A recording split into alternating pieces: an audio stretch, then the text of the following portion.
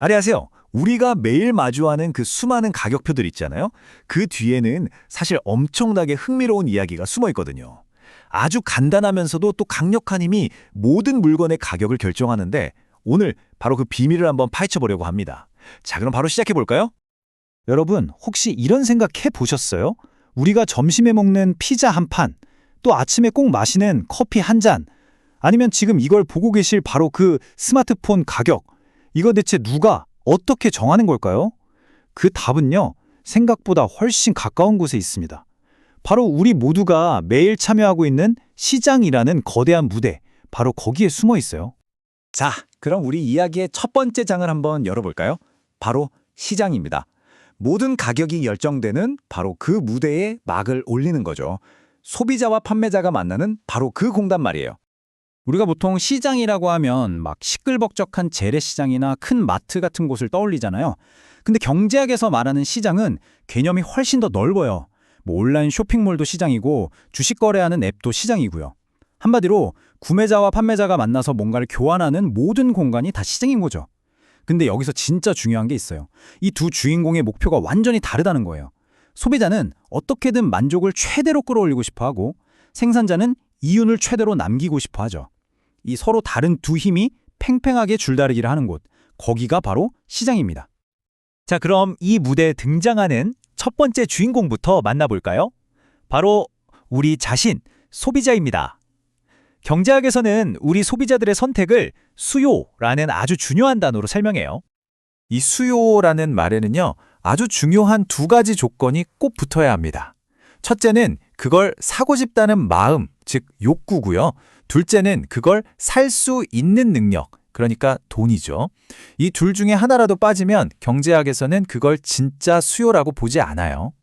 자, 한번 보세요. 이게 바로 수요 곡선이라는 건데요. 딱 봐도 모양이 직관적이지 않나요? 세로축이 가격이고 가로축이 수량인데 가격이 내려갈수록 사람들이 사려는 양은 점점 늘어나죠. 오른쪽 아래로 쫙 뻗어 있잖아요. 우리가 왜 세일만 하면 매장으로 달려가는지 그 이유가 바로 이 곡선 하나에 다 설명되는 거예요. 그런데 한번 생각해 보세요. 우리가 물건을 살 때 오로지 가격만 보고 결정할까요? 그렇진 않죠. 만약에 갑자기 어떤 음식이 건강에 엄청 좋다고 막 뉴스에 나오거나 아니면 새로운 패션이 유행하기 시작하면 어떨까요? 바로 이 그림이 그 차이를 아주 명확하게 보여주는데요. 자, 왼쪽을 보세요. 단순히 가격이 싸져서 더 사는 경우, 이건 원래 있던 수요 곡선이라는 선 위에서 점이 이동하는 거예요. 이걸 수요량의 변화라고 부르고요. 근데 오른쪽은 완전히 다르죠. 사람들의 소득이 들거나 취향이 바뀌는 것처럼 가격 말고 다른 요인이 변하면 아예 이 곡선 자체가 통째로 오른쪽이나 왼쪽으로 이사를 가버립니다. 이걸 수요의 변화라고 불러요. 수요량의 변화와 수요의 변화, 이건 완전히 다른 이야기입니다. 와, 이 표를 한번 보세요. 진짜 재밌는 사실을 알 수 있어요. 똑같은 신발인데도 가격 변화에 반응하는 게 왜 이렇게 다를까요? 보세요. 농구화는 가격이 5% 올라도 수요는 2.5%밖에 안 줄어들어요. 그런데 테니스화는 무려 7.5%나 확 줄어버리죠. 이렇게 가격이 변할 때 수요가 얼마나 민감하게 움직이는지를 탄력성이라고 하는데요. 보통 다른 걸로 쉽게 바꿀 수 있는 물건이거나 없어도 사는데 큰 지장 없는 사치품일수록 이 탄력성이 높게 나타나는 경향이 있어요. 정말 신기하지 않으세요? 자, 지금까지 소비자의 마음을 들여다봤으니까 이제 무대의 반대편으로 한번 가볼까요? 물건을 만들어서 파는 생산자들 말이에요. 이 사람들은 과연 어떤 생각을 할까요? 이들의 행동은 바로 공급이라는 개념으로 설명할 수 있습니다. 수요랑 똑같아요. 공급도 두 가지가 다 필요합니다.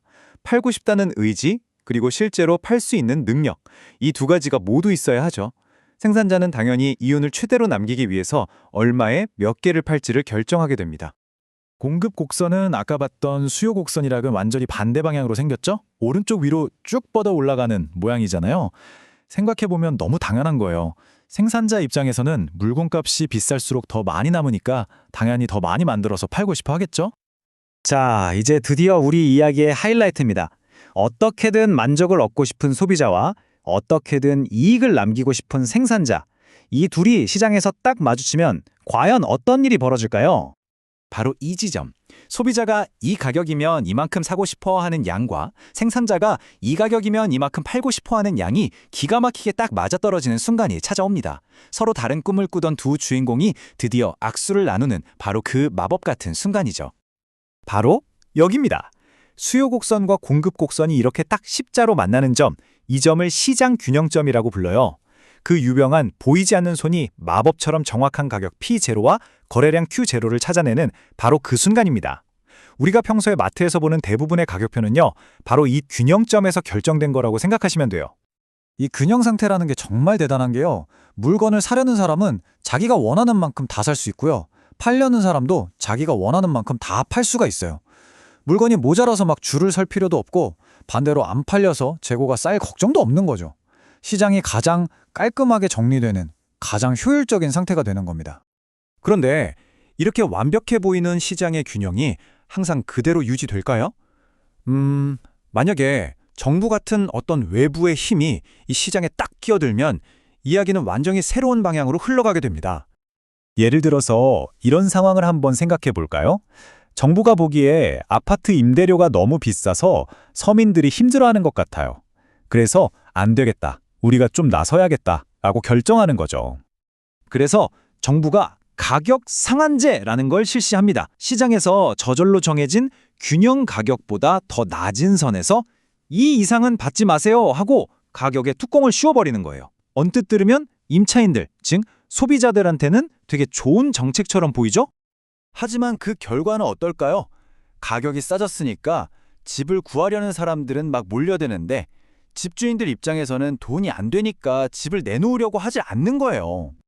그리고 살려는 사람은 넘쳐나는데 팔려는 물건은 부족한 상황이 벌어지는 거죠. 경제학에서는 이걸 바로 초과수요, 우리가 흔히 말하는 풍기 현상이라고 부릅니다.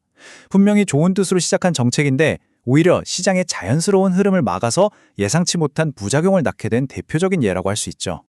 자, 그럼 오늘 이야기의 핵심을 한번 정리해 볼까요? 첫째, 가격은 그냥 누가 마음대로 정하는 게 아니라 시장에서 구매자와 판매자가 벌이는 밀고 당기기의 결과물이라는 거. 둘째, 수요와 공급은 이 두 그룹의 행동을 설명하는 아주 중요한 언어고요. 셋째, 이 둘이 딱 합의를 보는 균형 가격에서 시장은 가장 행복해진다는 것. 그리고 마지막으로 이 자연스러운 균형을 억지로 바꾸려고 하면 물건이 부족해지거나 남아도는 부작용이 생길 수 있다는 점입니다. 이제 여러분은 가격표 뒤에 숨겨진 비밀의 언어를 배우신 셈이에요. 내일부터는 주변의 물건들을 한번 새로운 눈으로 바라보세요.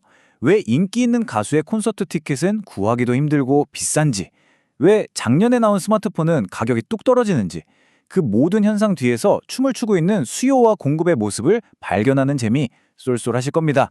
오늘 이야기는 여기까지입니다.